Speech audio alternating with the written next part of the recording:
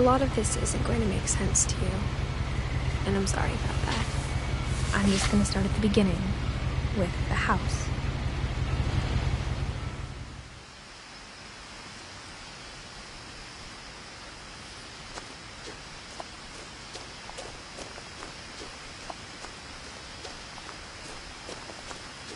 I lived here until I was 11, but I wasn't allowed inside half the rooms.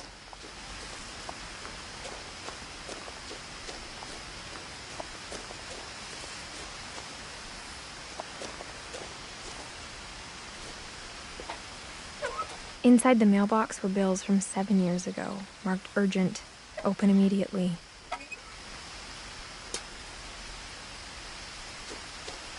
I hadn't been back since my brother Lewis's funeral.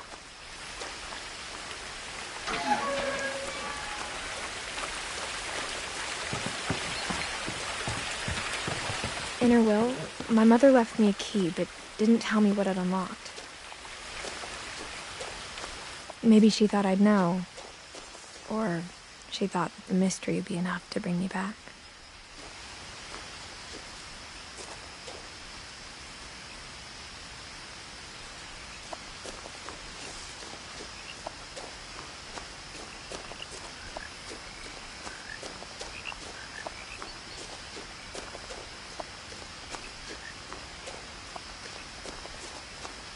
No one had driven this way in a long time, but I saw a few hoof prints.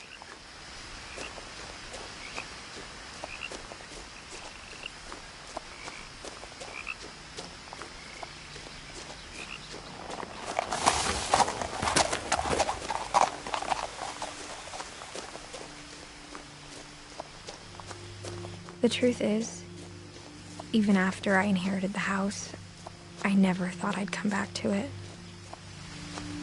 But now I had questions about my family that only the house knew the answers to.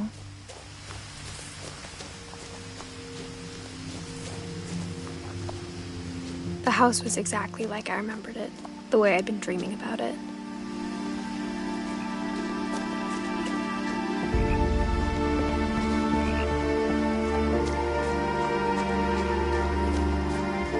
As a child, the house made me uncomfortable in a way I couldn't put into words.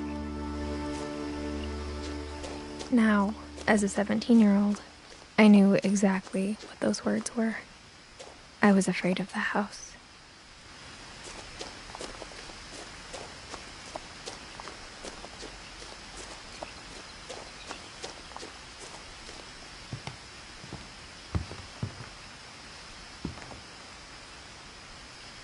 I hoped the key might unlock the front door. It didn't.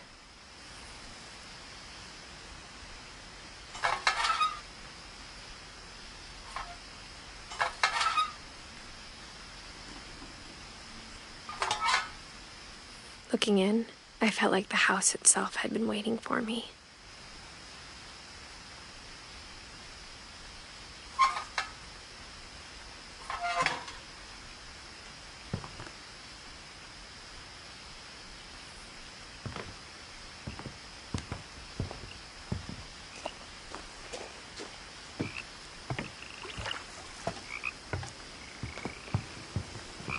I asked Edie once about the dragon in the pond.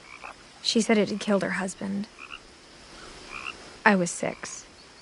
It seemed like an odd joke to me, even then.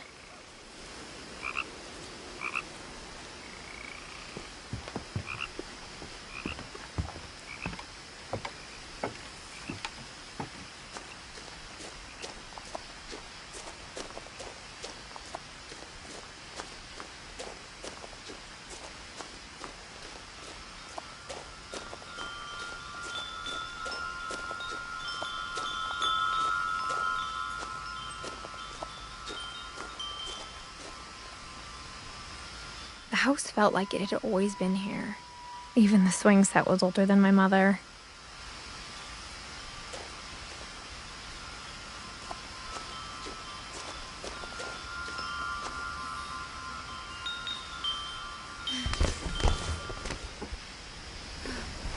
Crawling through the doggy door used to be a lot easier when I was 11.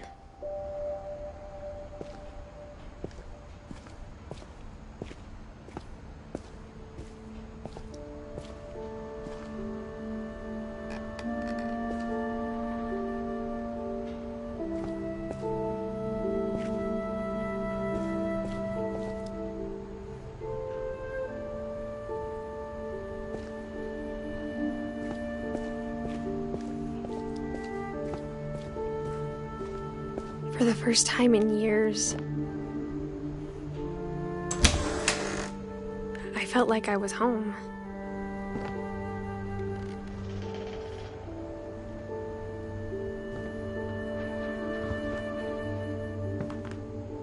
But instead of a family, there were just memories of one.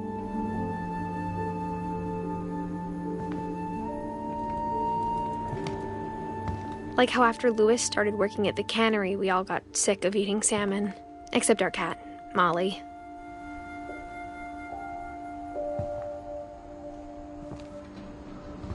Or how only one restaurant would deliver to our house, so we had Chinese a lot.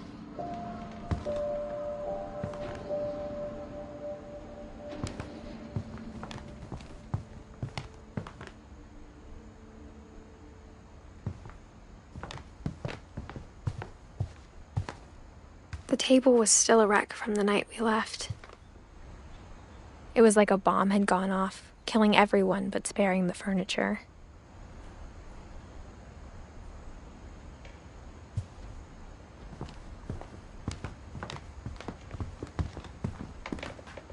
My mom was the only one of us who could imagine Great-Grandma Edie living in a nursing home.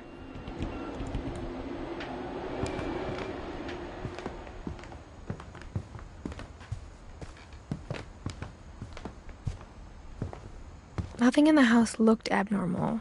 There was just too much of it, like a smile with too many teeth. Even the fireplace had a story. Edie told me the bricks came from the original house, after it sank.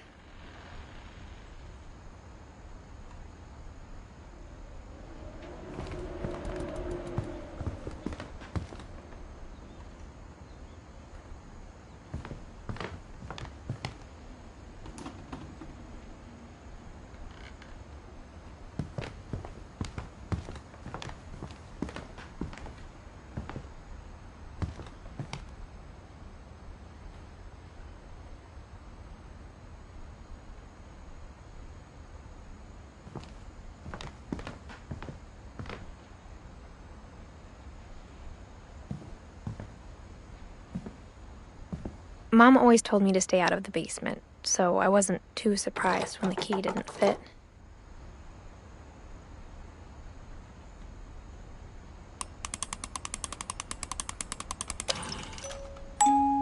Great-Grandpa Sven built a music box for Barbara, along with the rest of the house.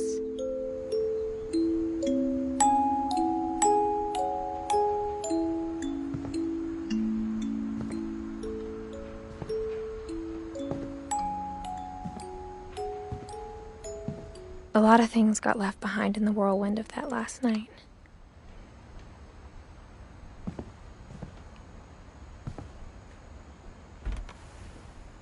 Edie told me once that every Finch who ever lived is buried somewhere in the library.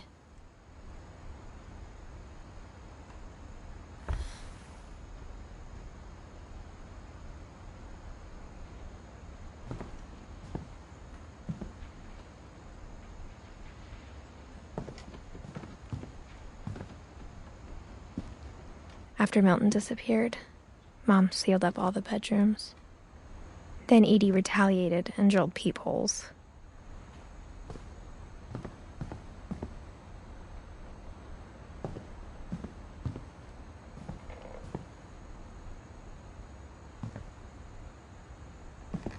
I spent a lot of time playing in Great Uncle Walter's room.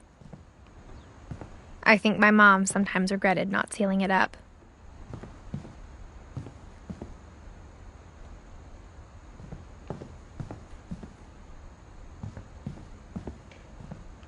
Louis told me there were secret passages, but I never believed him.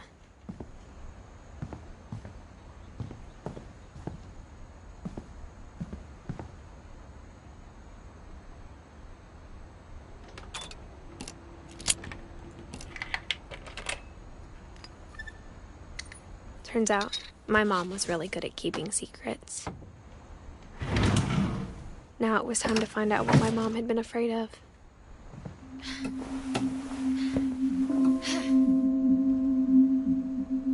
Reading this, maybe it sounds like I had a plan, but I had no idea what was behind that door.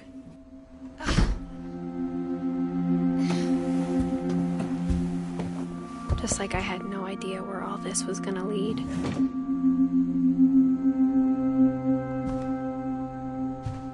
I grew up looking at Molly's room through the peephole. Molly's gerbil had a tiny bedroom with its own even tinier gerbil cage.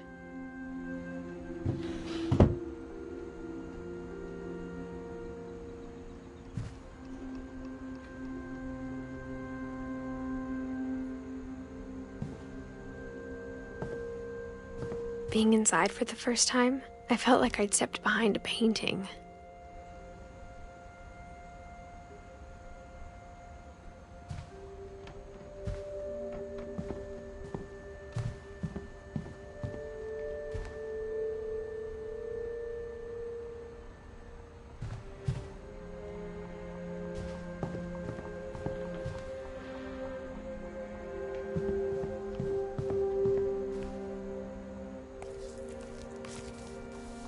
December 13th, 1947. Dear Diary, I'll be gone soon, but I wanted to tell somebody about what's gonna happen. It started when Mom sent me to bed without dinner. I woke up and I was starving, so I looked around for something to eat. The gerbil food was dry, but I didn't mind it. My Halloween candy was all gone. Mom, can I come out now? Sweetheart, it's late. Go to sleep.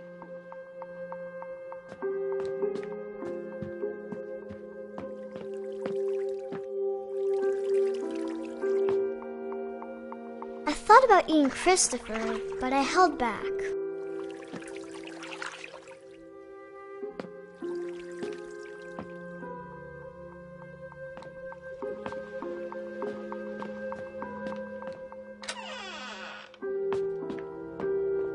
I kept eating and eating.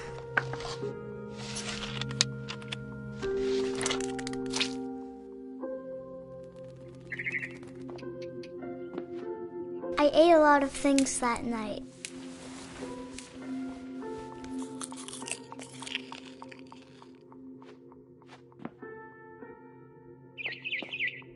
Then I heard chirping outside my window.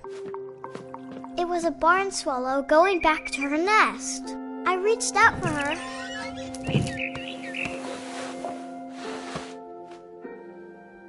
And suddenly, I was a cat.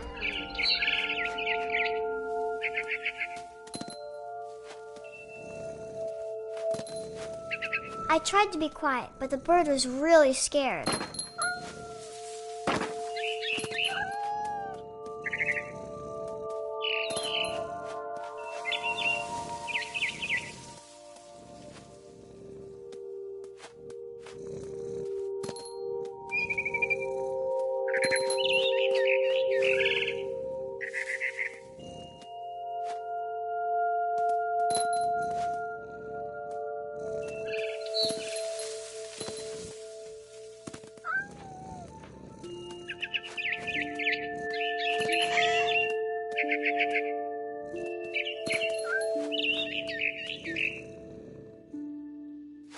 I jumped and I almost got her.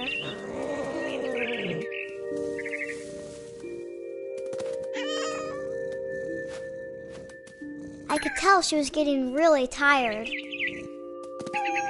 Now I was up in the big tree. I promised Dad I wouldn't climb it anymore. All I cared about was eating that mama bird.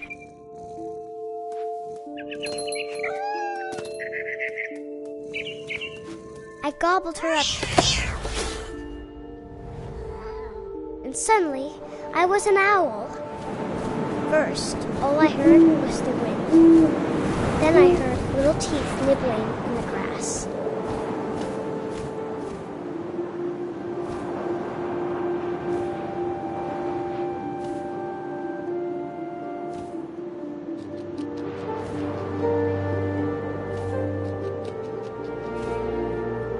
Rabbits.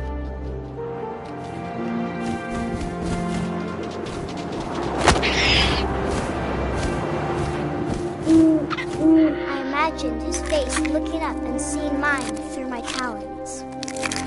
I swallowed him up, and I didn't chew one bit. Then I flew off to find something bigger.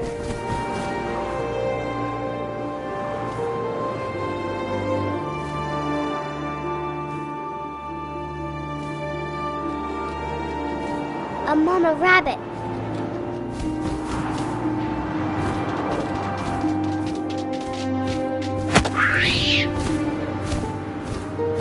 She was almost too big to carry. I started choking, but I couldn't stop eating. And suddenly, I was a shark.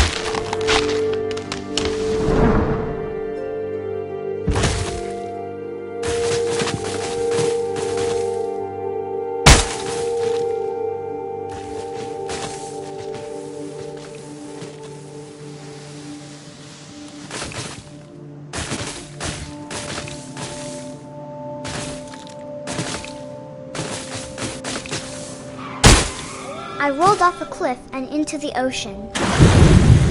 Now, I was hungrier than ever.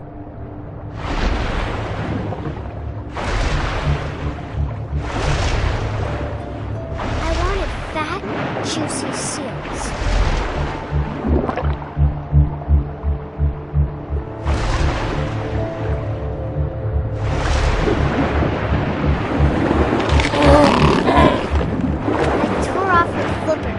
Tasted really good.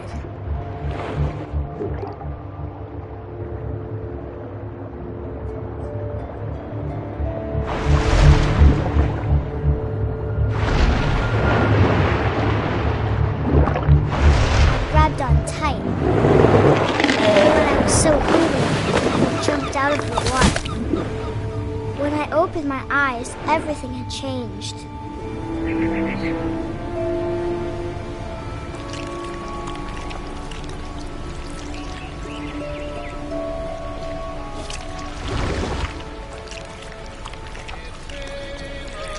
Now I was a monster, and I smelled people everywhere.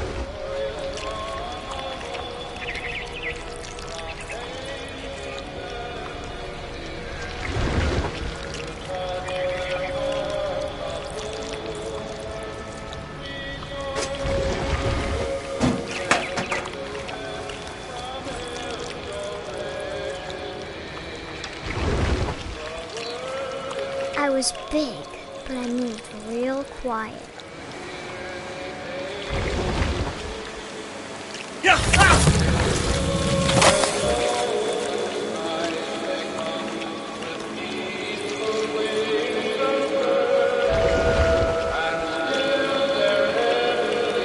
I wanted to stop, but also I didn't.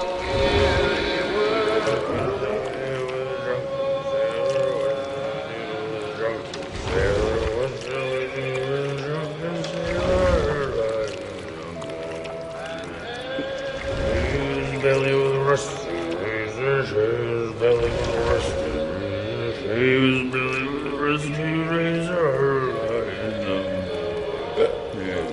What shall I do with a drunken sailor? What shall I do with a drunken sailor? What shall I do with a drunken sailor? And the captain's daughter, put him in bed with the captain's daughter, put him in bed with what shall I do with a drunken sailor? What shall I do with a drunken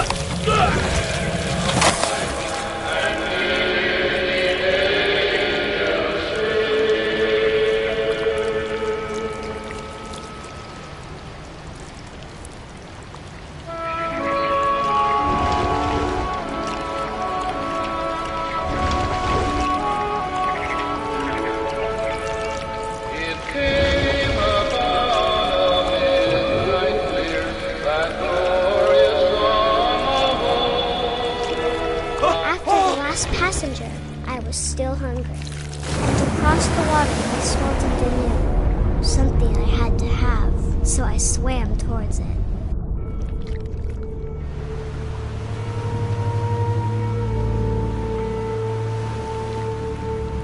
I slithered onto the sand and the good smell went into an old pipe.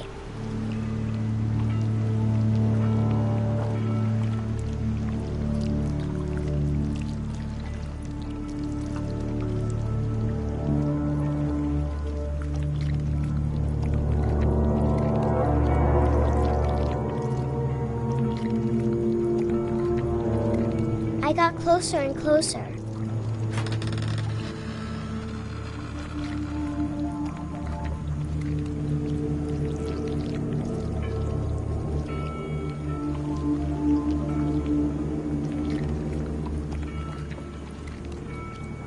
All of my stomach started growling. And suddenly, I was me again. I held my breath for a long time, but I couldn't hear anything. I think it's waiting for me to fall asleep. But it's not going to wait much longer. It needs to feed, and we both know I will be delicious.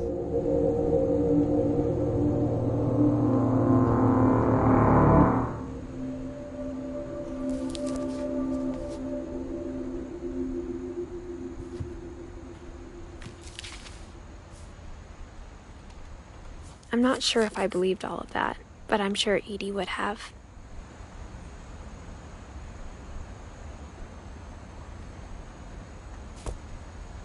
I got the sense Edie had spent a lot of time here, before my mom sealed the doors.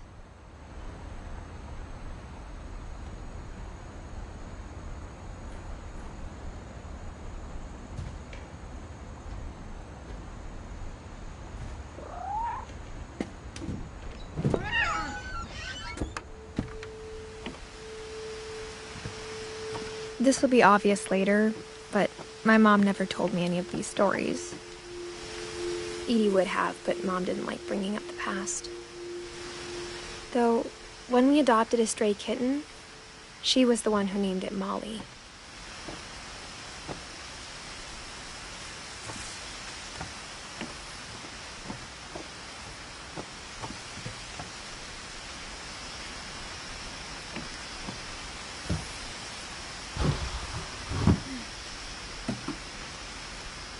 I spent a lot of time in Great-Grandma Edie's room.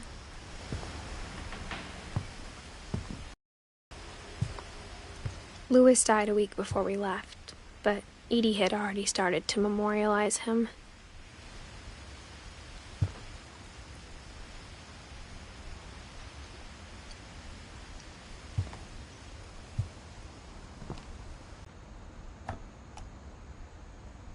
For 500 years, the Finches have been famous throughout Norway for their fortune and misfortune.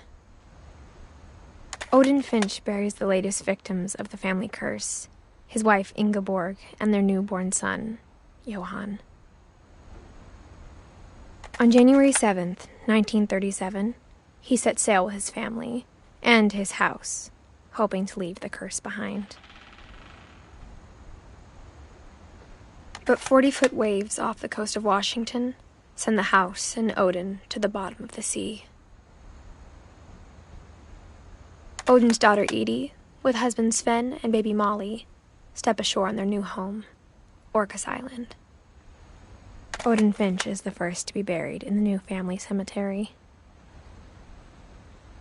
His daughter Edie is already dreaming of a new Finch house.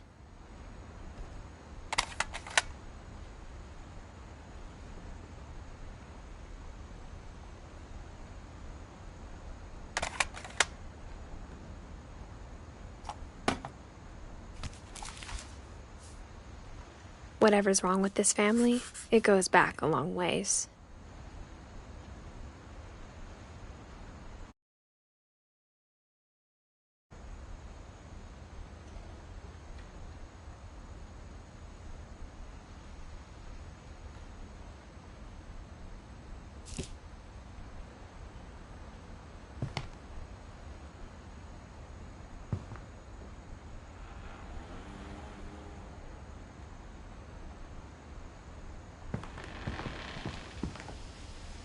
Edie knit me a new pair of gloves every year, just in time to replace the old ones.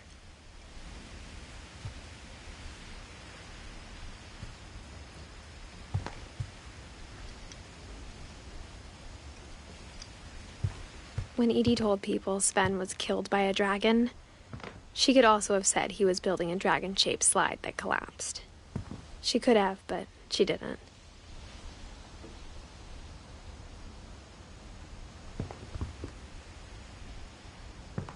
Even in her 90s, sometimes Edie seemed a lot younger than my mother.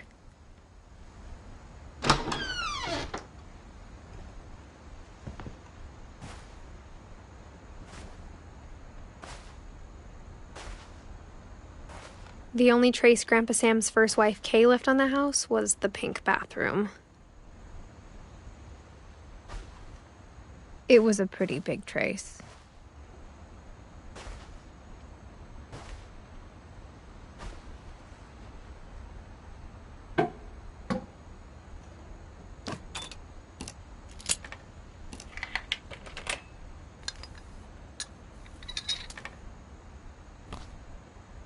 There's a secret in this bathroom. It's in the last place you would look. It isn't in the cupboard. It's hidden in this book.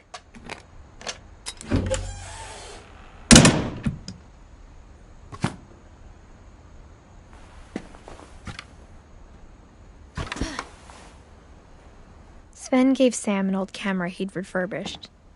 He never put it down.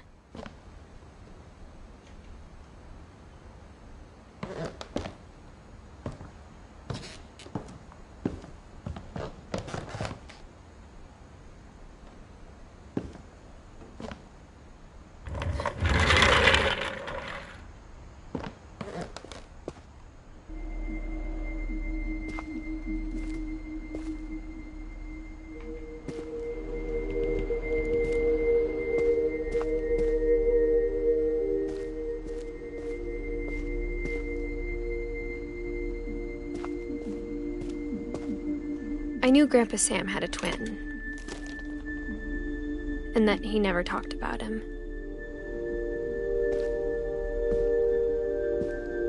I guess my grandpa didn't like history any more than my mom did.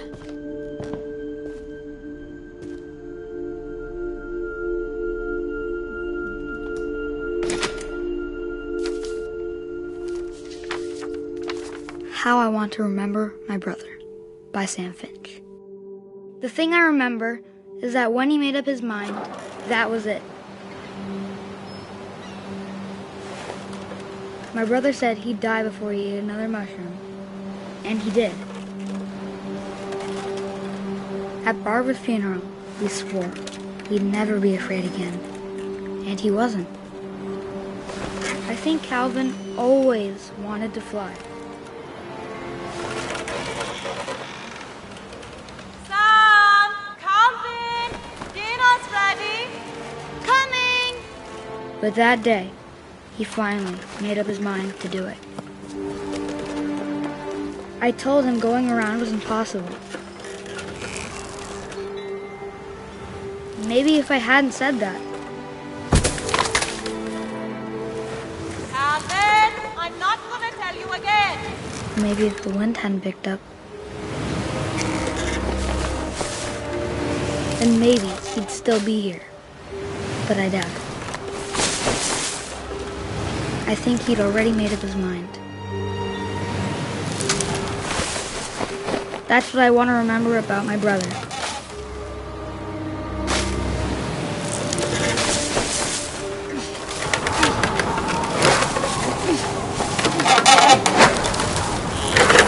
The day he made up his mind to fly. And he did.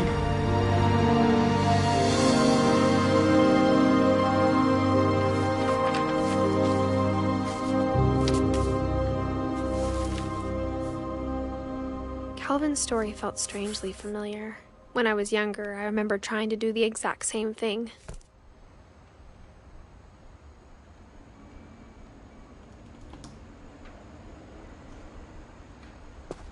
After the funeral, Edie roped off Calvin's half of the room.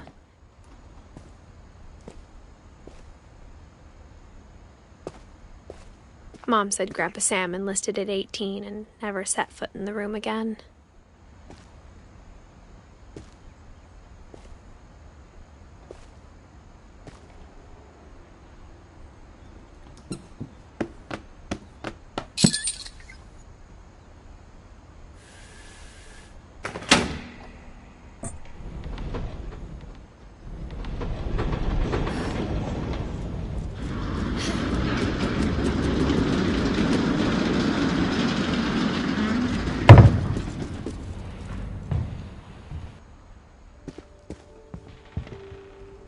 passages were a pretty tight fit.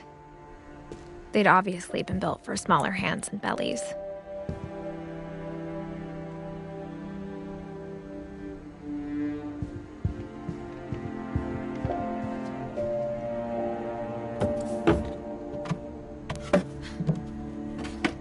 Growing up, I always thought of Barbara as a child star.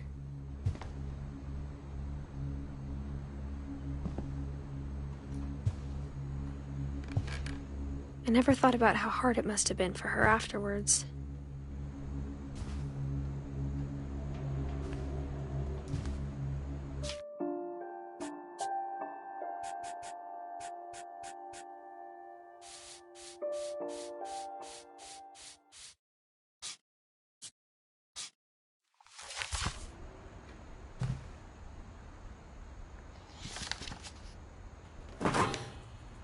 Of all the stories people wrote about Barbara's death, I'm surprised Edie saved this one.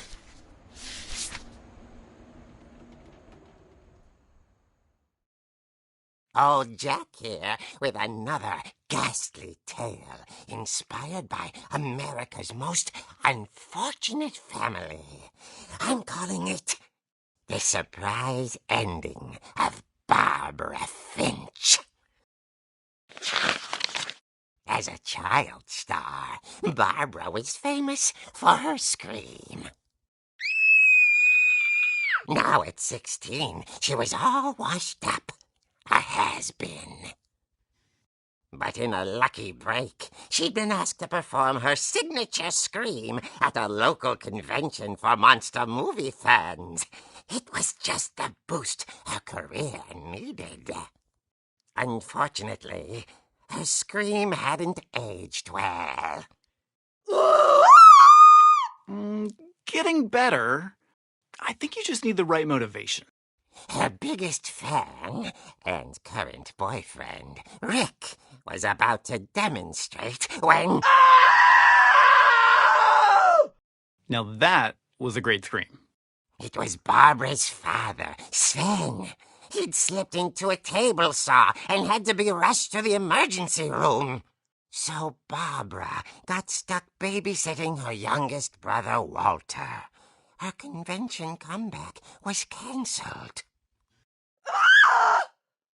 Okay, I'm hearing frustration, but I'm not hearing terror. What if I tried... A gang of hoodlums in Halloween masks have been terrorizing Orcas Island tonight. Police are urging residents to... That came from the basement. You're right! Also, I loved your delivery on that. Why is your basement door locked?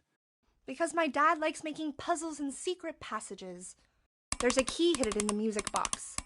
The secret is to keep winding and winding until finally the key pops out. Thanks, babe. I'll be back in a sec. 20 minutes later, Rick hadn't returned. So Barbara went to look for him, right on cue. She reached for the music box. And as she wound the key, she listened for Rick, but the house was silent.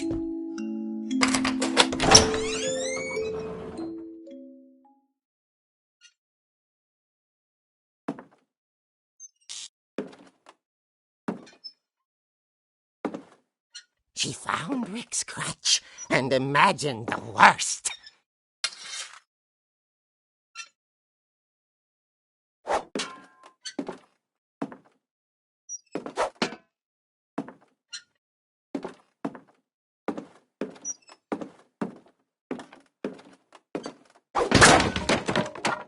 The gang's leader is the infamous Hookman Killer, Dr. Carl Hamill, who impaled and then ate his family 10 years ago tonight.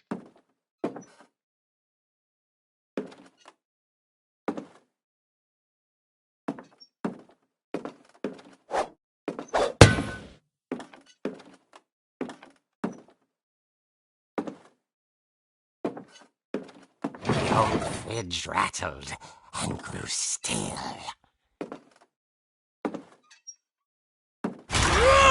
Oh dear! Oh! Rick?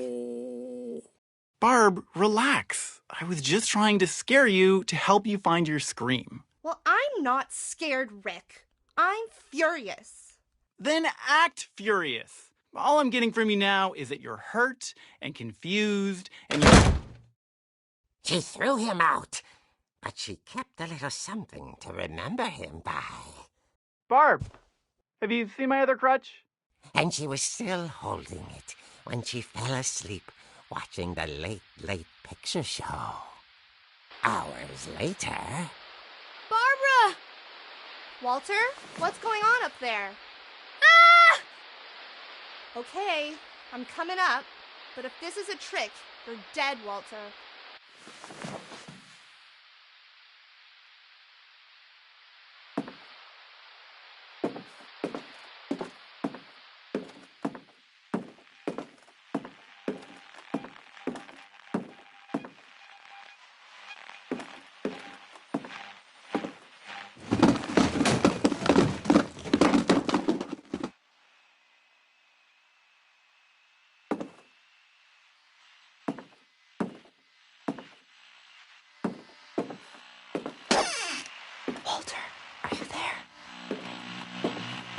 Walter had vanished, but his bedside radio was still on. Orcas Island police describe the man as 6 feet tall, with a steel hook for a hand. Residents are urged to lock all doors and windows and notify the police of any suspicious activity. Barbara turned, saw the hook man, and was speechless. He was quite smashing.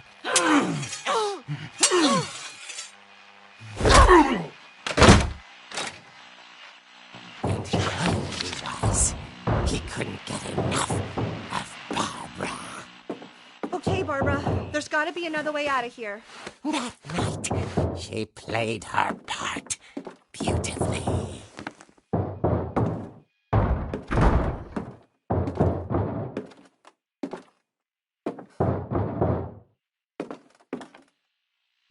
Molly's door hadn't been opened in years. The hinges groaned.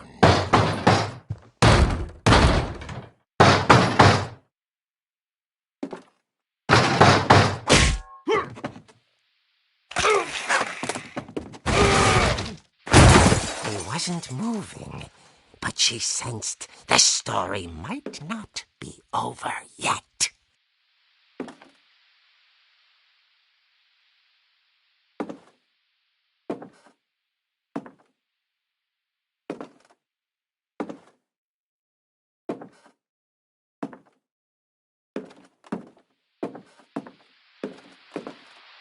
The hookman had vanished. She listened for his breathing, but all she heard was...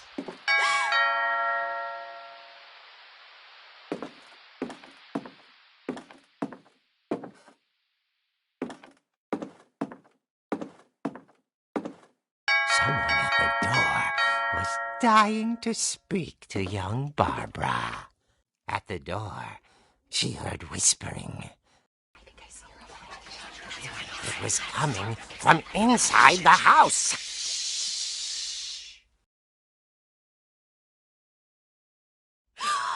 Oh dear.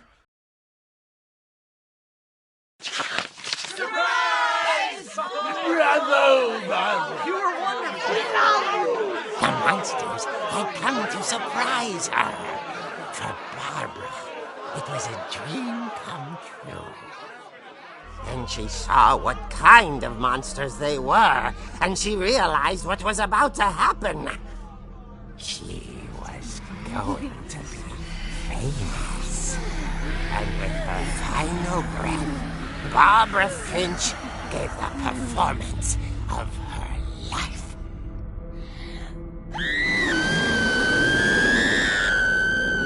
I wasn't there myself, but I hear Barbara was magnificent. Poor girl. She had a taste for stardom. But unfortunately, so did her fans. Of course, the police blamed it all on poor Rick, who disappeared the same night. And little Walter? hiding under his bed the whole time. He took it all pretty hard, but that's another story. As for Barbara, tucked inside the music box is all they ever found of her. Her ear. Now that's what I call a real eerie tale.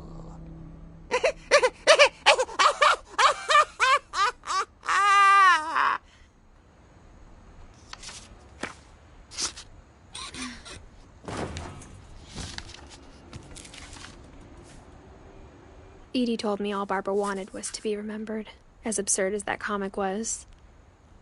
Maybe what Edie saw was a happy ending.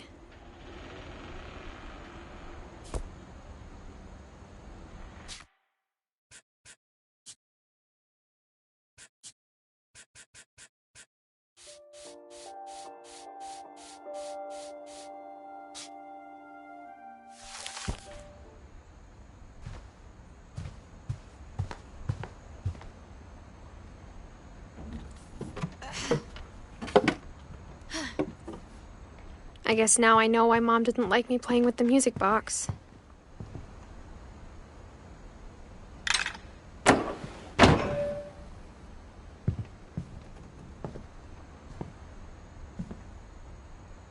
Whenever people ask me about my family, the first thing they always want to know about is Barbara. Edie's father, Odin, built the original house.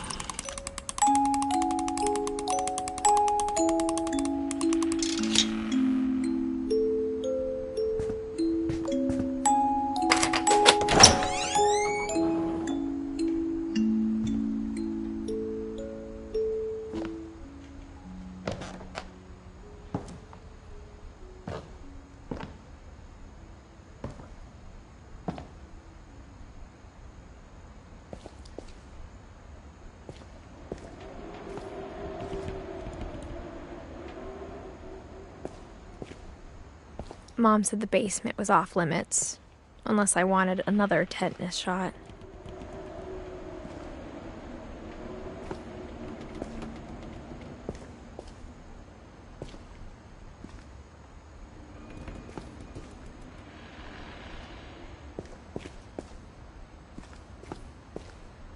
I saw Edie sneak down to the basement once, carrying packages. I thought maybe she was hiding presents.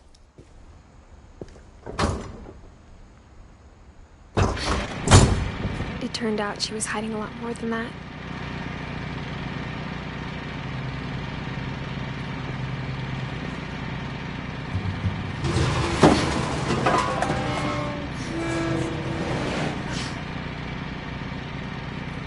I remember asking Mom once about where Walter had gone.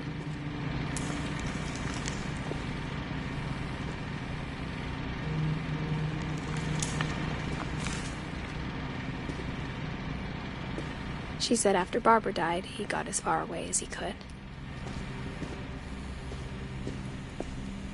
If there's a pattern in all these stories,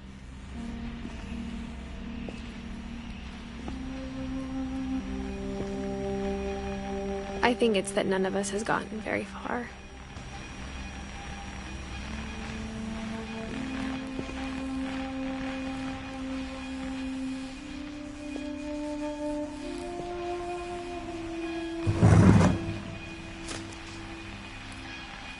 Goodbye, everyone. I can't believe I've been down here for 30 years. On that first day, after the shaking started, I didn't think I'd survive a week.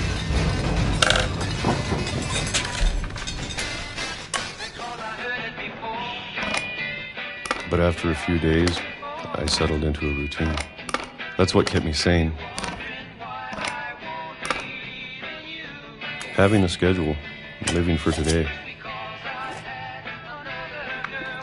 I always expected to be dead tomorrow. But if you wait long enough, you get used to anything.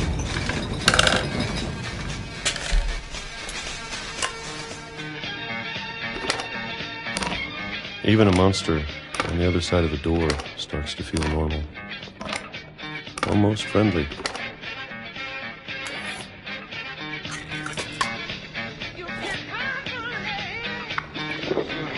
And then one day, everything just stopped. Whatever that thing was, it was gone. Maybe it got tired of waiting. Or maybe I just got tired of being afraid.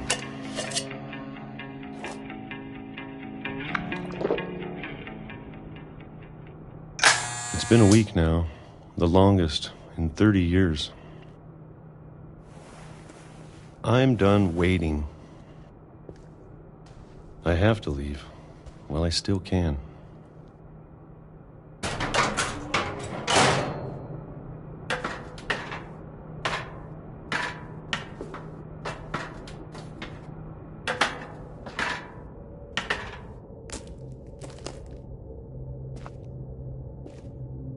I know it's out there somewhere. Whatever killed Barbara and Molly and Calvin. Maybe this is all a mistake.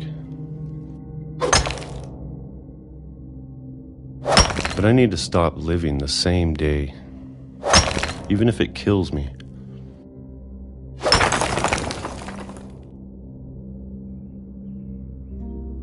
Whatever's out there, I want you to know I'm ready for it. I'm going to appreciate all of it, especially the food. I don't mind if I only have a year left, or a month, or a single week. I'd be happy with one new day. I can already imagine the sun on my face.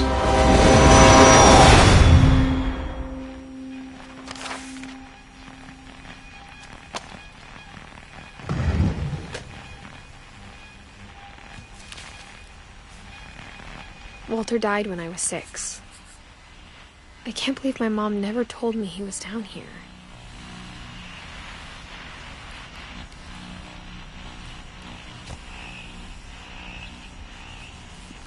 I'm sure my mom was trying to protect me.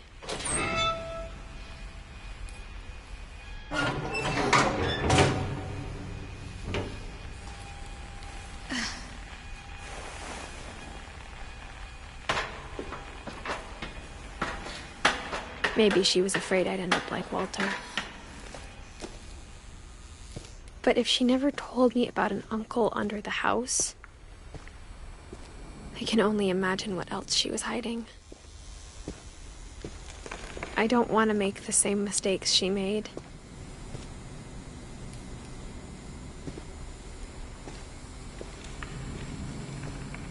Trying to bury something that's still alive. Now that there's only one of us left, or maybe 2, I thought it was time I heard the stories for myself and found out what happened to everyone else. But now I'm worried the stories themselves might be the problem. Maybe we believed so much in a family curse, we made it real.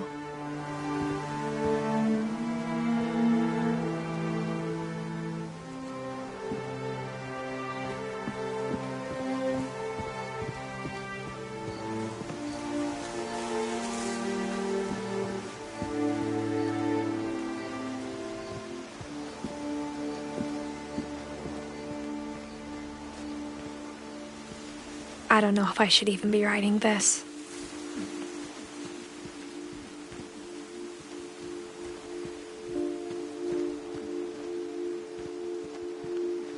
Maybe it'd be better if all this just died with me.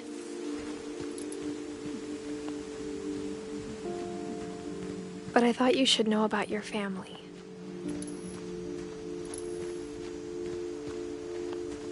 And the history you're a part of.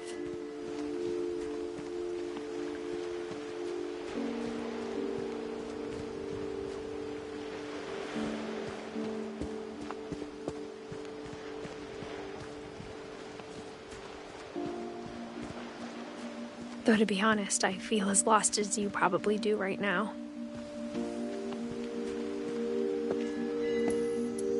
I think the people in these stories believed them, for what that's worth.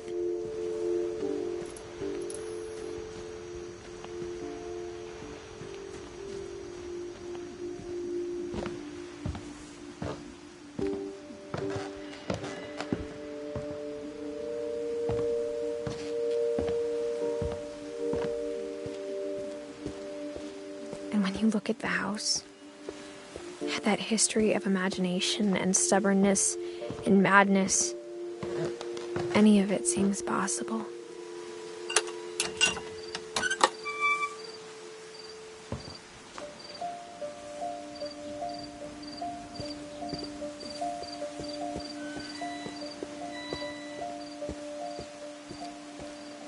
I think we've been surrounded by death for so long, we've just gotten used to it. What kind of family finishes building a cemetery before starting the house?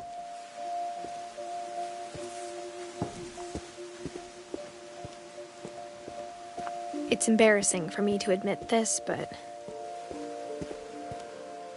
the pet cemetery made me more uncomfortable than the human one. 3 of the gerbils were mine, and 2 had been my fault.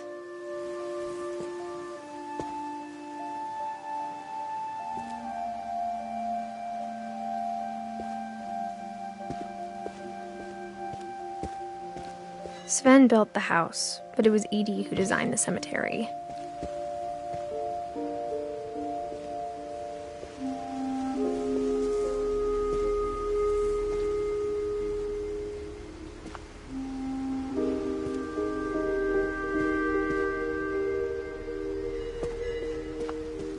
I'm sure Odin's monument had been Edie's idea. My mom was always trying to move on, but for Edie, the past never went away. She could see it poking out of the water at low tide.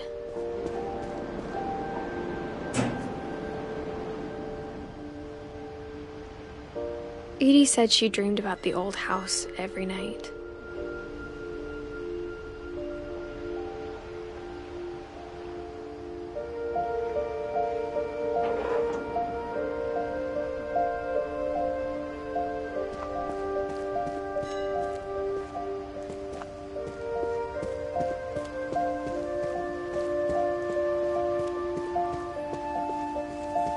Edie's side was always easier for me to understand.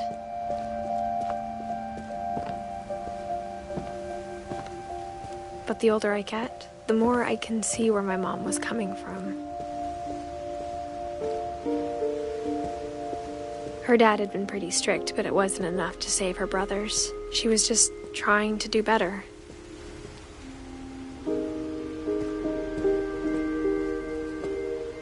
She lost 2 of her brothers, just like I did.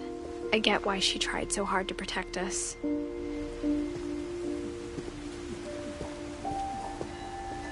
There's so many things I wish I could ask my mom now. Part of me thinks this is what she wanted all along. For me to come back someday and find everything out for myself.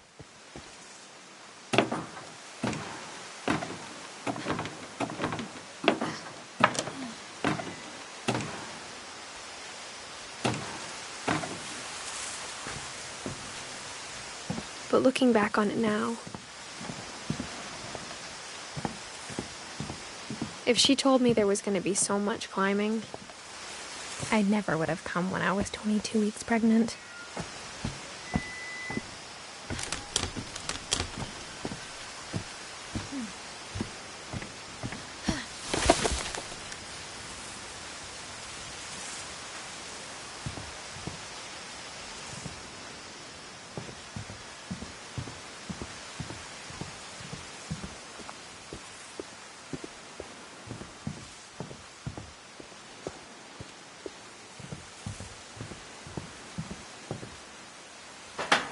I never met Grandpa Sam, but I think he and my mom had a lot in common.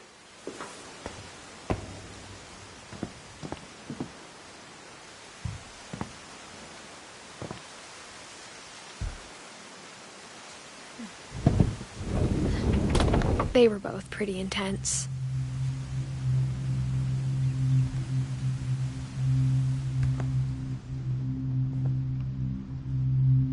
Sam spent his life shooting photos, but Mom said he got nervous being in front of the camera. I guess we're all afraid of something.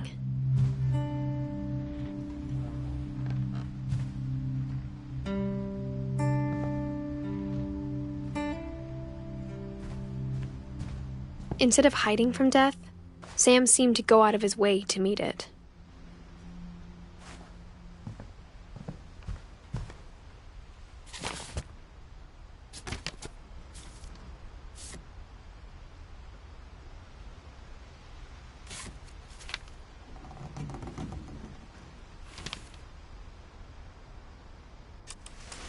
Dawn, I promise, you'll never forget this weekend. Yes, sir. These memories are gonna last a lifetime. What? Am I gonna have to shoot anything? It's a hunting trip, Dawn. Shooting is strongly encouraged.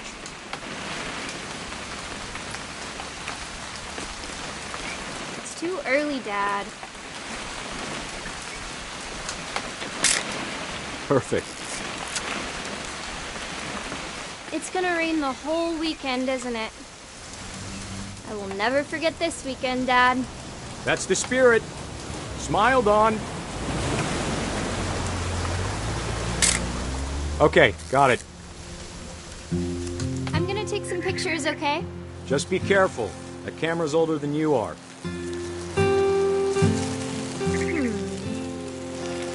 Definitely should not have drunk all that coffee. You're right, Dad. It's starting to clear up. Still freezing, though.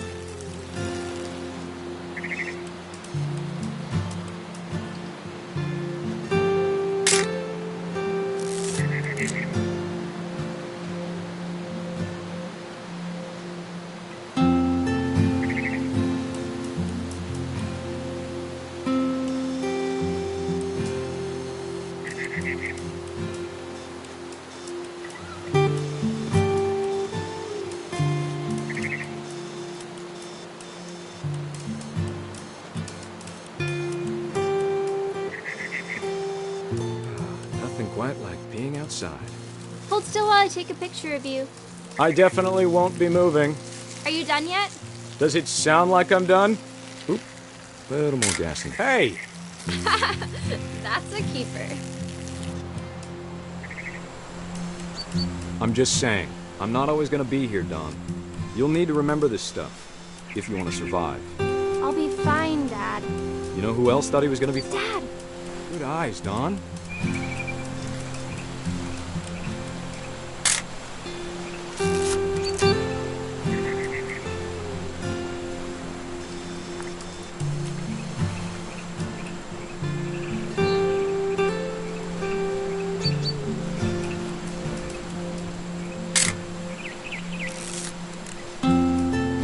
Before you take the shot, let me get a picture of you.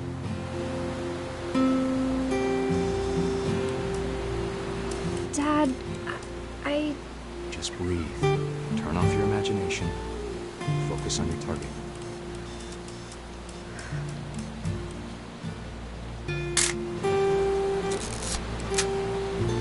Let me get behind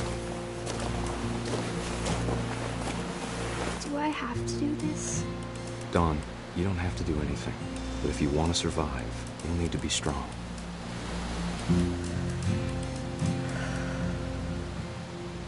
Now keep yourself squared up. Great shot, Dawn!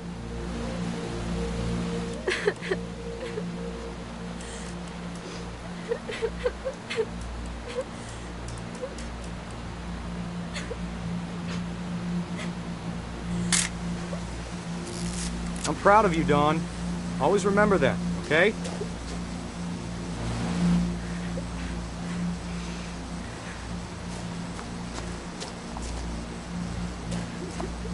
Sorry, Dawn. Just gotta reset the timer.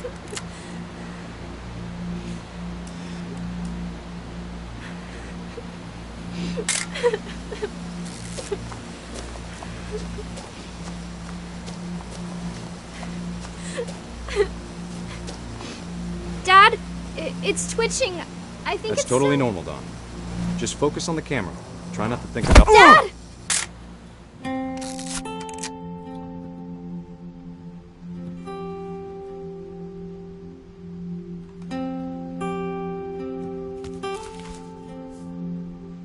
Of all these stories, that's the one I wish most that my mom had told me.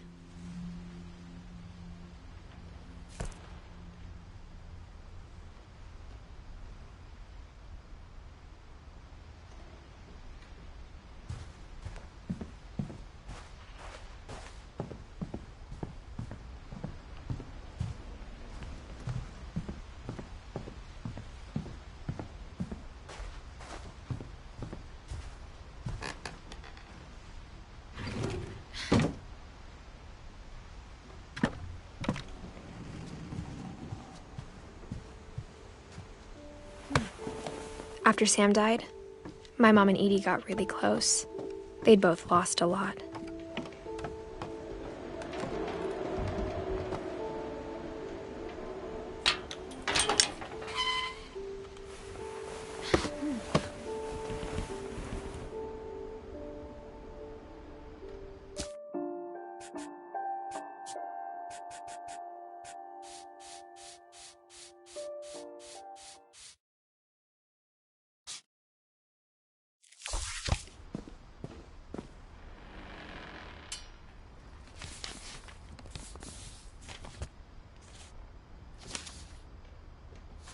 Dear Kay, do you remember the way Gregory used to laugh when he thought he was alone? Like something funny was happening, but only he could see it. I think he saw things the rest of us don't.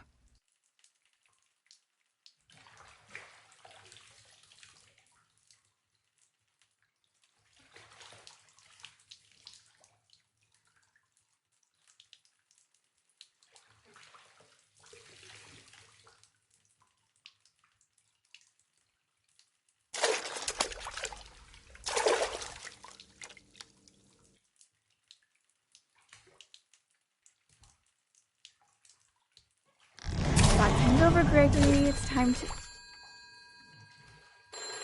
Hold on, sweetie. Hello? Sam, I told you I don't want to talk right now. I wonder what he saw.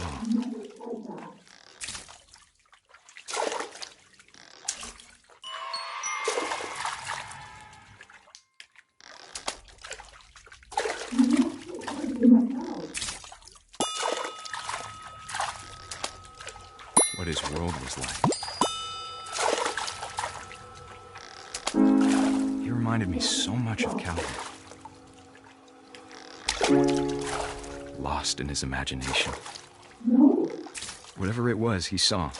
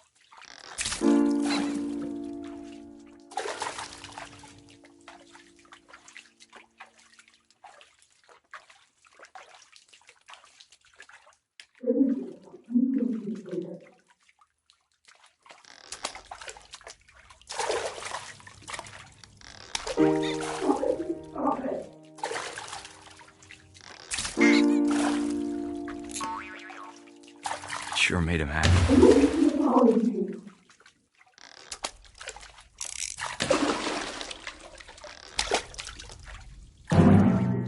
I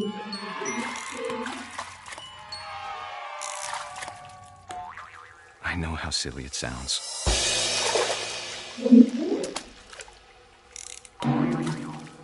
That I worried about a baby being too happy.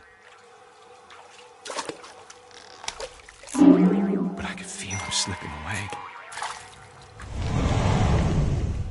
Sorry about that, Gregory. I know you did everything you could. Maybe if I hadn't called that night.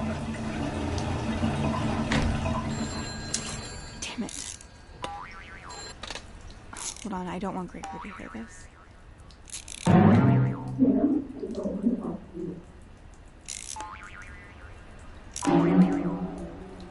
I wish you could have told us about the world we saw.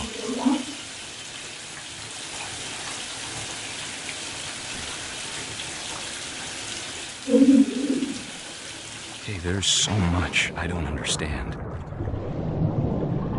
about Gregory. About everything.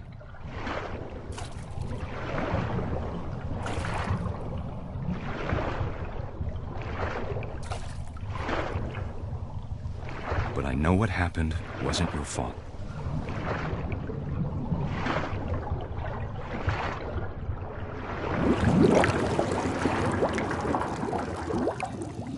I'm sure he's happy.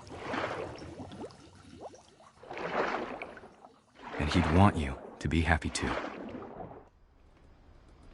Good luck, Kay. Love, Sam.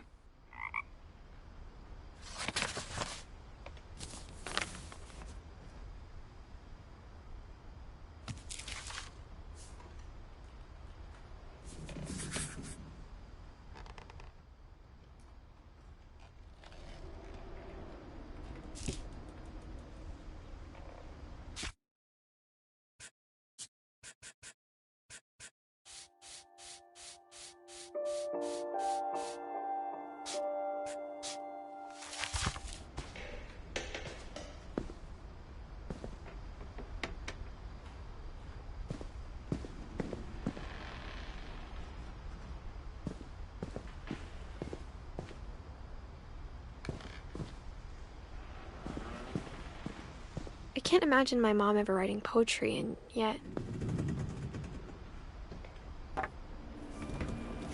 A poem for Gus, who always said the wedding was a bad idea. Our father never hit us kids, at least not very hard, before the day my brother said with teenage disregard that he'd be dead before he'd see a wedding in our yard.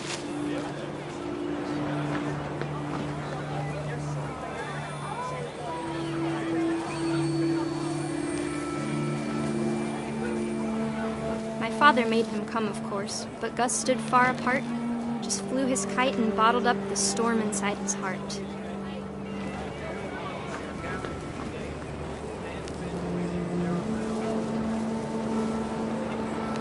I tried to talk him out of it, but though he'd never met her, "We don't need a stepmom," were the words that I now pronounce you husband and wife. You may kiss the bride.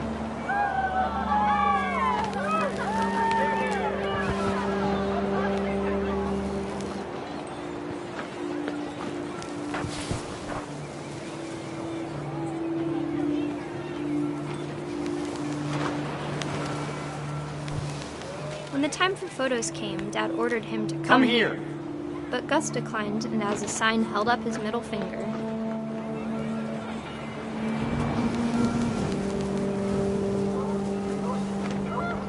The wind picked up, and panicked geese appeared and quickly went. But all the humans did that day was go inside the tent.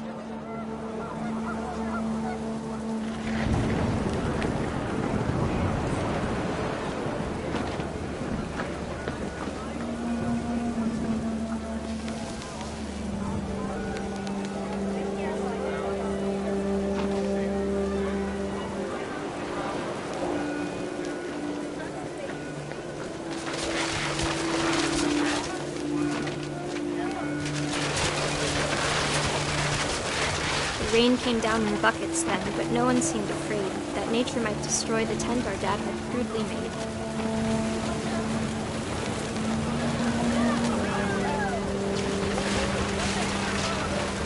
thunder sounded much too close and full of angry power. But all my father said to this was, "Make the music louder."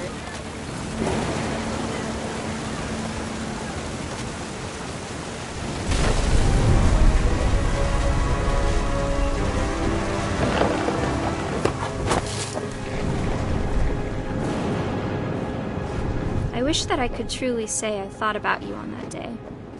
Out there on the beach alone, just you, the wind, the sea, and foam.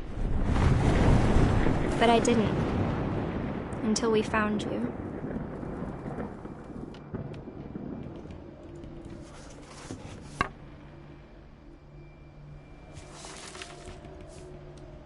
She never talked about him, but Mom told me once if I was a boy, they were going to name me Gus.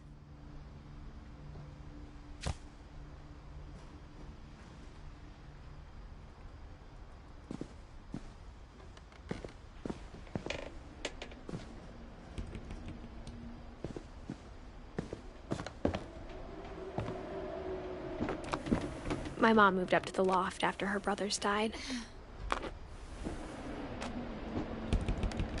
At the time, it was as far away as she could get.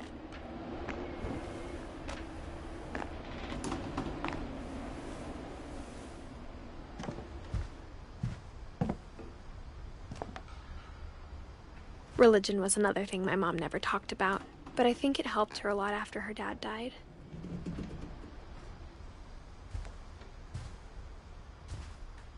She spent a summer building houses in Calcutta, where she met my dad, Sanjay.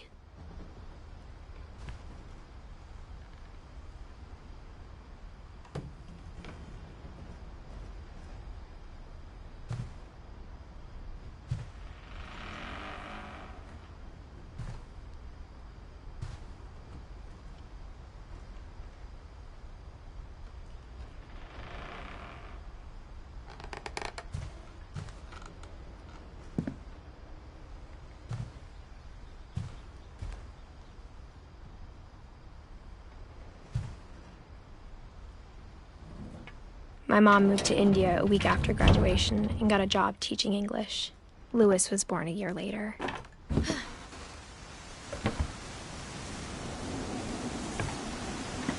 When my dad died, I don't think Mom knew where else to go. I'm sure Edie was happy to have her back.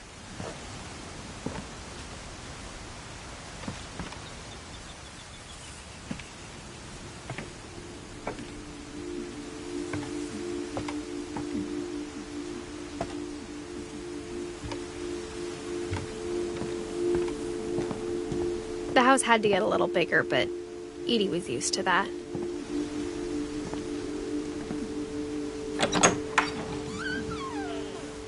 And for a while, things were good. Almost normal.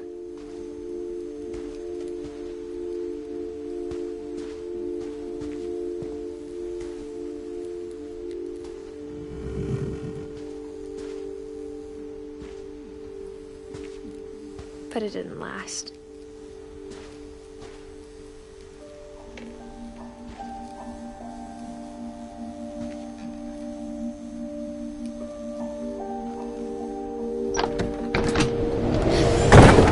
The beginning of the end was Milton's 10th birthday, when Edie gave him a castle.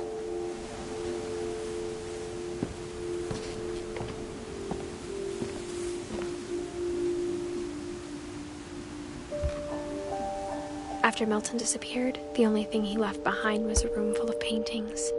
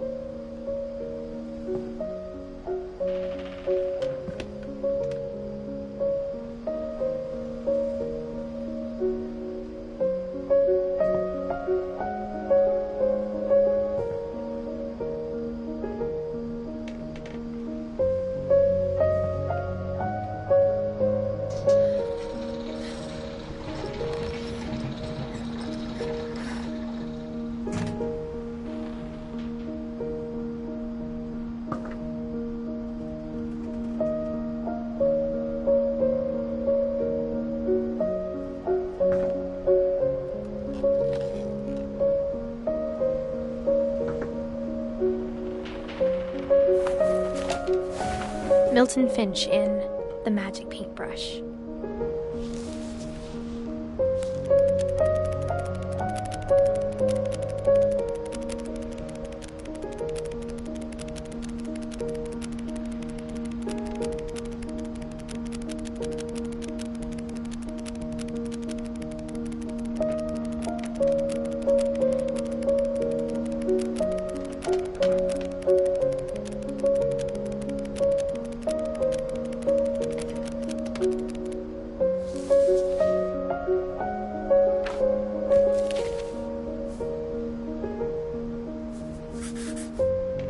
I was 4 when Milton disappeared.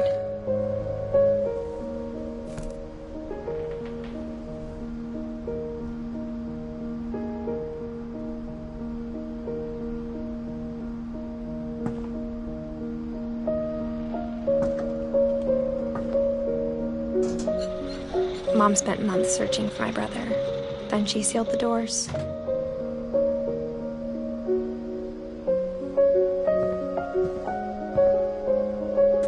Whatever Milton had found in the house, Mom didn't want it getting out.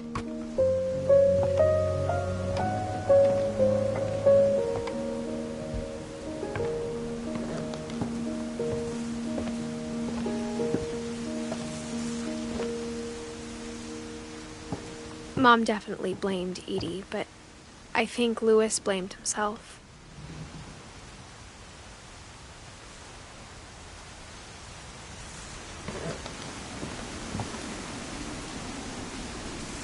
After he graduated, he just spent more and more time in his room, until Mom got him a job at the cannery.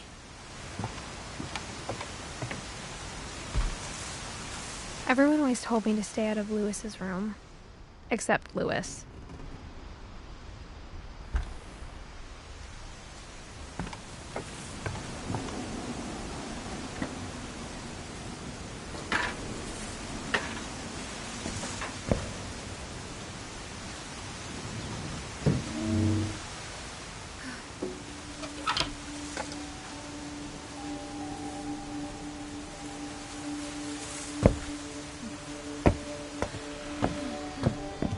Louis's room smelled very, very familiar. That part of him lived on.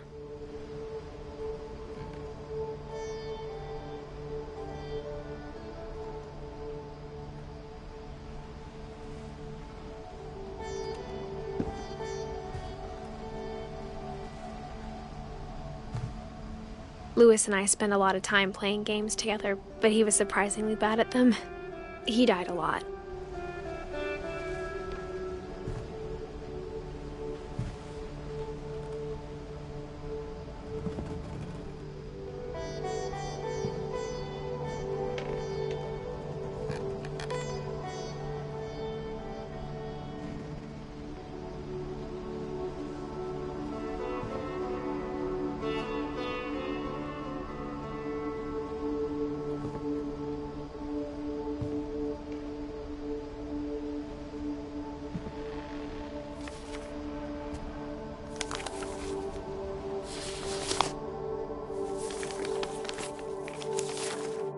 Dear Mrs. Finch, as Louis's psychiatrist, I can understand your desire for an explanation. As I see it, the trouble began in January, shortly after we convinced your son to seek treatment for substance abuse. Newly sober, I believe Louis first noticed the monotony of his daily life.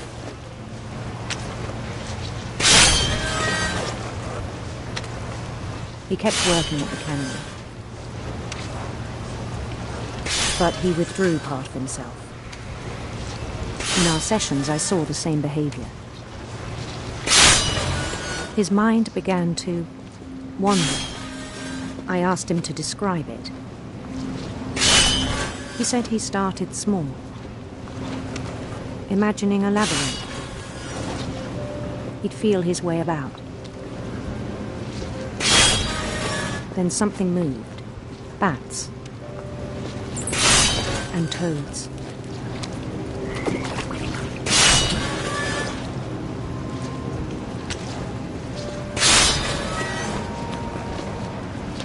And things that had not names. He knew it was all in his head.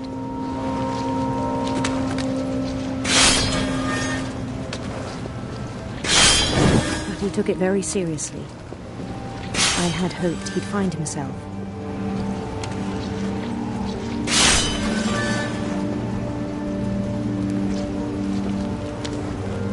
But he found something more. I worried about him then.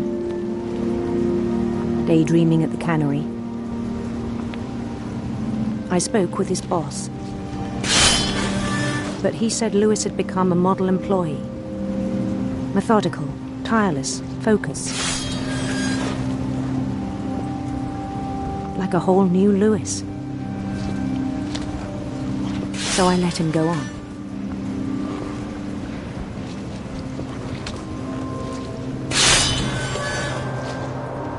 I even encouraged him. It seemed very promising at first. He told me he'd made a new friend.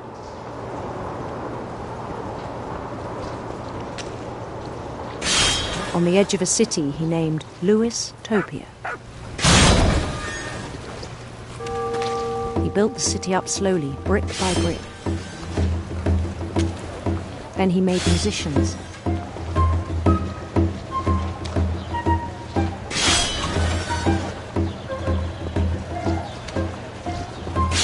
And songs for them to play. He talked about starting a band. And he was always humming something. Every day his imagination grew stronger.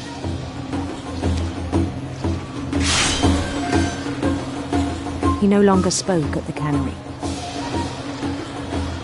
But his chopping was as reliable as ever. Then one day it struck him that all the cheering crowds, even the stones under his feet, were all in his imagination, so he could do whatever he wished.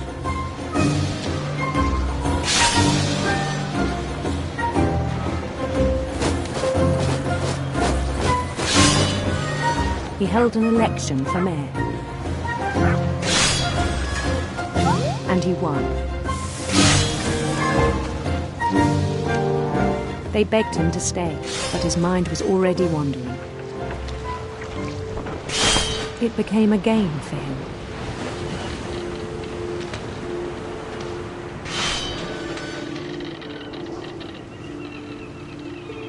He'd conquer a city, then immediately push on.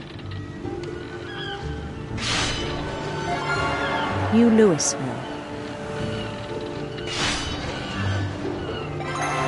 St. Louis. He started drifting away from our reality.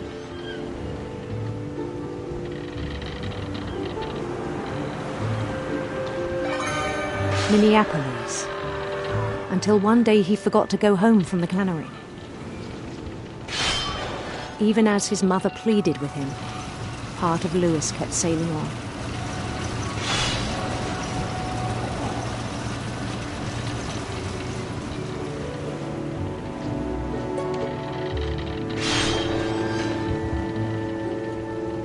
In Lewisburg, he heard rumors of a handsome queen.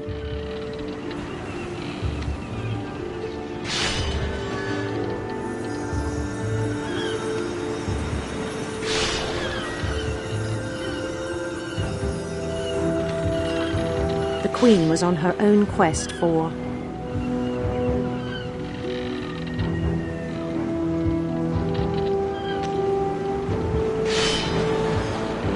sinister serpents.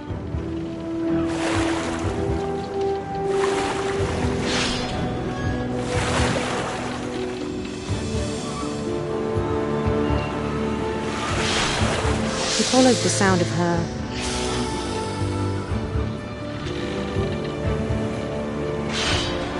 silver harp.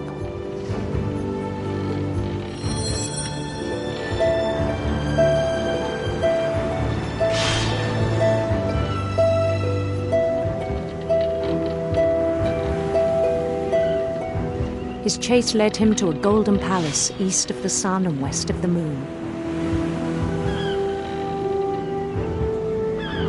Even then, his logic remained sound.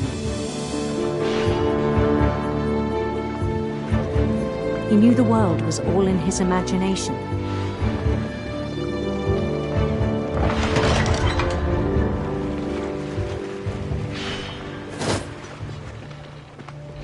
But he was so proud of having created it.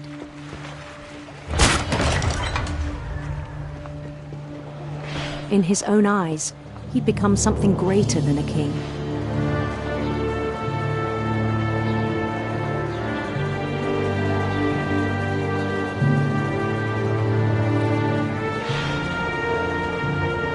For someone who'd never known success in the real world, I think it was overwhelming. And then it struck him that the real Lewis was not the one chopping salmon, but the one climbing the steps of a golden palace.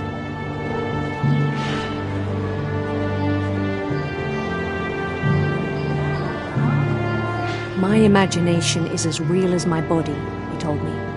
It was hard to argue with him.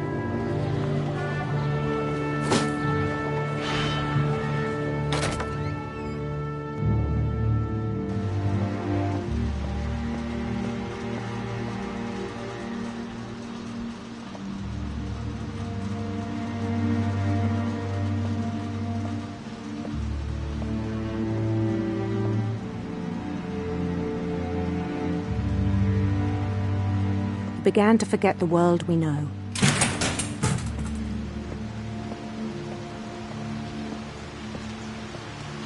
I think it pained him to remember Lewis, the cannery worker.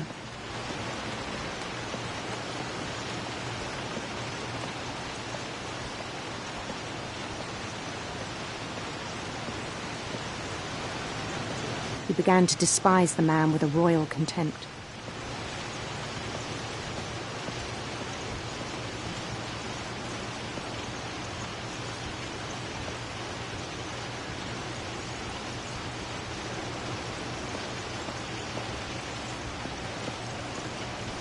I still thought I could save him.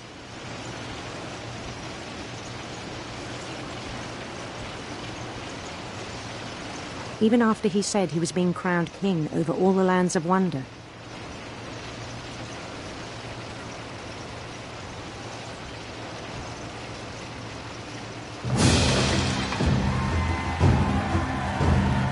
The palace would be packed with his companions.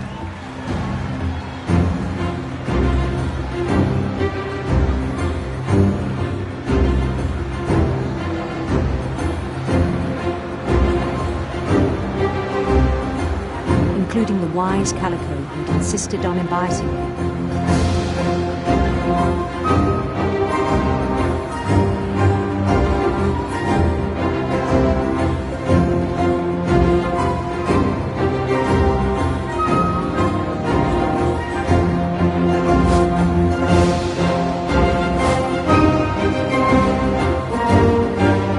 His queen waited, holding his crown.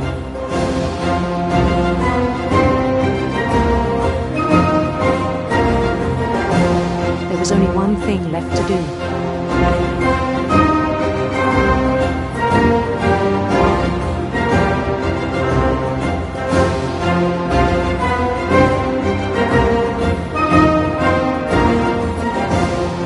Bend down his head.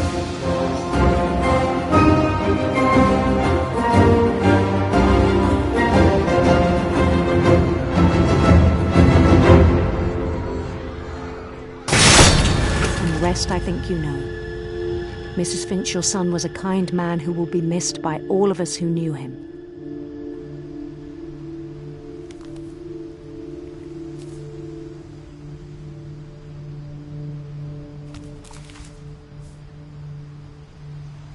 My brother was really cool.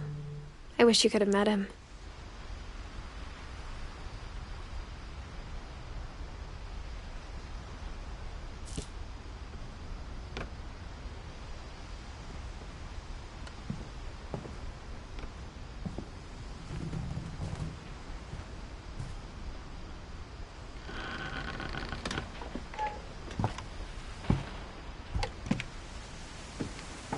On the way back from Lewis's funeral, my mom told me to start packing.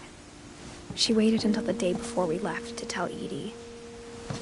I'm not sure if she wanted to make it easier or harder.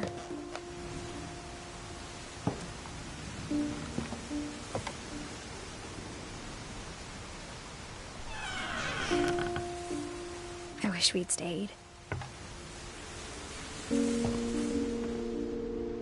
But I understand why we left.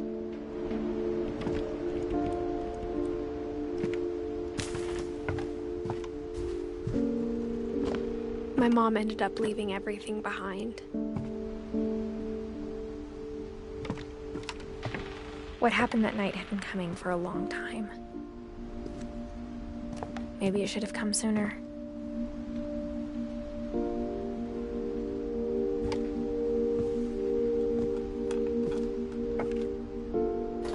But it had to end one way or another. All that's left now is to tell you about that last night.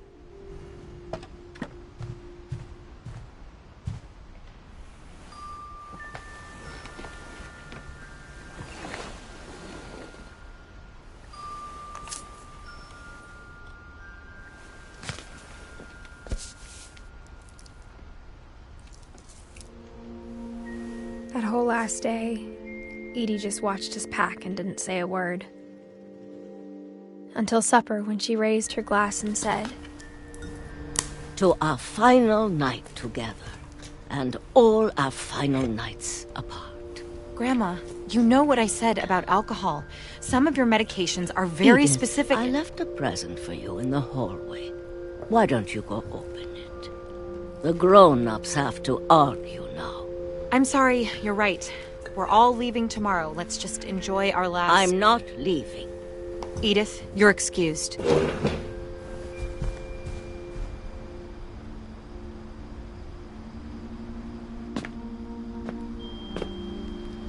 The power had been shut off that morning, but Edie always had plenty of candles. When my mom sealed the library, I don't think she knew about the other entrance. Or that Edie had a key to it.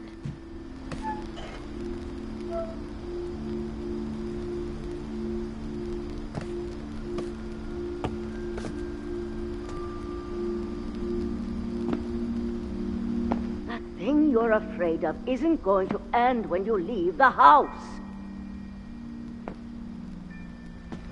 Edith has a right to know these stories. My children are dead because of your stories. I think it's best if Edith and I leave tonight. We'll have the nursing home send a van for you in the morning, okay?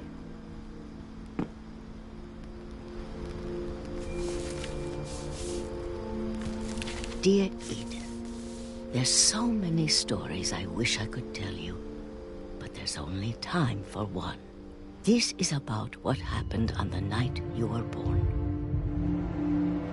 That night, the tide went way, way out. It was the first and last time I ever saw the old house aground. There'd been an earthquake out in the middle of the ocean. They called it the lowest tide in 1,000 years. God, it smelled awful. You know, I've seen that house every day of my life.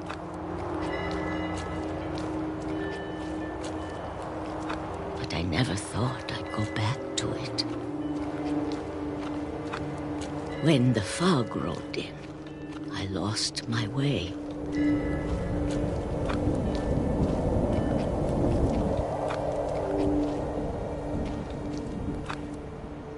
I got turned around.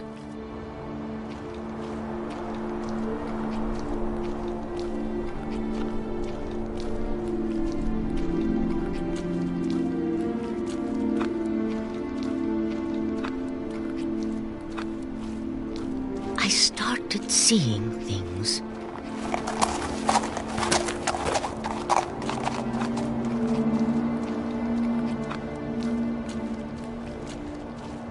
Things I'd forgotten had ever existed.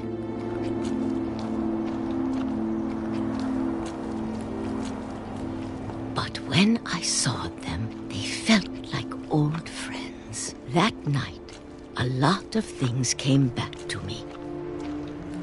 Or maybe I came back to them.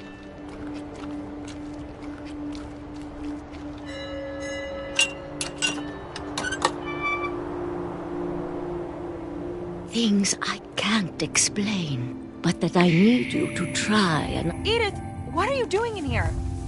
It's mine. Edith! Mom, you're gonna rip it! Let go! I kicked and screamed, but Mom dragged me to the car. I never saw Great-Grandma Edie again.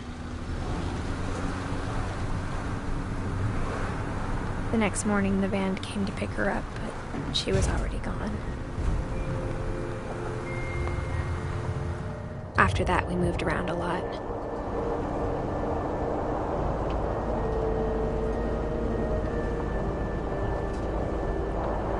We both tried to make the best of it.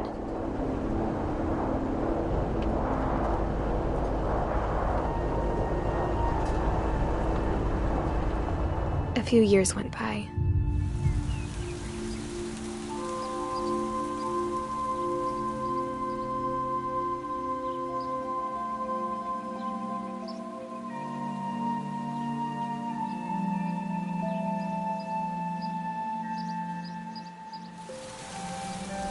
My mom didn't like to talk about it, but she started getting sick a lot. The rest happened pretty quickly.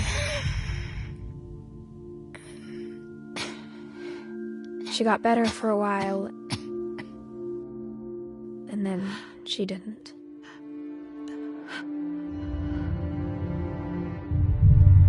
And then I was alone.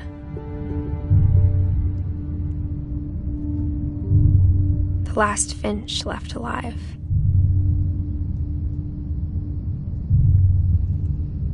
Until I found out about you. I'm still not sure what to tell you about all this. If we lived forever, maybe we'd have time to understand things. But as it is, I think the best we can do is try to open our eyes. And appreciate how strange and brief all of this is. This journal was supposed to be for you. But now I hope you'll never see it. I just want to meet you and tell you all these stories myself. But I guess if you're reading this now, things didn't work out that way.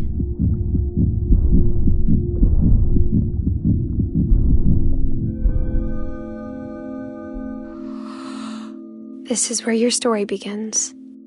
I'm sorry I won't be there to see it. It's a lot to ask, but I don't want you to be sad that I'm gone. I want you to be amazed that any of us ever had a chance to be here at all. Good luck.